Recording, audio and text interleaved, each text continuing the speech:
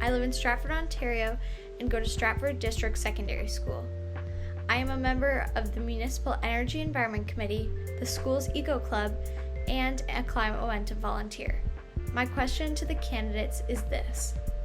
The number of remains being discovered at former residential schools has shocked the conscience of the nation and continues to grow. Water boil advisories and deplorable living conditions remains a feature of far too many Indigenous communities across the country.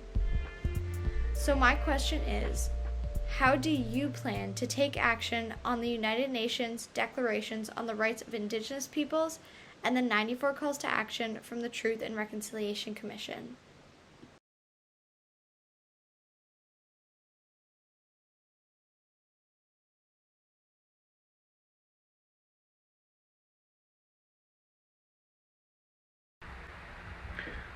Thank you, Sammy, for your question.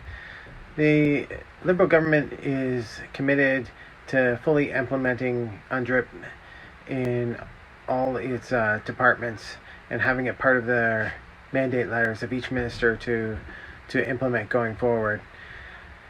As you know, the Liberal government has been working on eliminating all boil water advisories on Indigenous reserves and in communities for some time now. So there's still a lot of work to be done, but all the water advisories are in some form of stage of being addressed, whether it's 68% of them to be fully completed and water advisory being lifted, to stages of being projects being completed and waiting for the full all clear, or they're being constructed or in development or design, and of course in consultation with the communities in order to make sure that these water advisories don't return.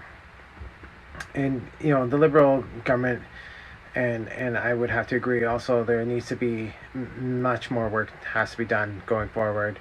I agree that the discovery of the graves on residential schools is been a complete shock to the nation and has to be addressed, and of course has to be addressed in the best way within the communities where these children are from and where these graves are now being discovered. So a Liberal government would support the discovery and the research of all these sites, and of course also provide mental health supports for communities to deal and face with these tragedies going forward.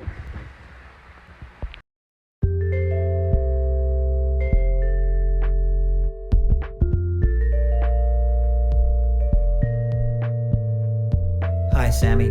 Thank you for your question, and thank you sincerely for being so engaged. It's heartening. These are big questions. The NDP has committed to fully implementing the United Nations Declaration of Rights for Indigenous Peoples, as well as all 94 calls to action from the Truth and Reconciliation Commission. It needs to happen now. We've been waiting for a while for this work to be done, and it's too long. We need to get on it. We also need to follow the lead for a national action plan for reconciliation. If I follow a lead, I mean it's not our directive. We need to sit down at the table and listen to Indigenous people about what is required and what is needed to respect their cultural and land rights and their rights to self-determination. We follow that lead first. Clean drinking water, obviously, not enough has been done. It's obviously a very complex issue when it comes to self-determination. We are there to support, help train, build, fund what is needed to get clean drinking water to all of these reserves. It's unconscionable to me that we have not completed that work. It's shameful.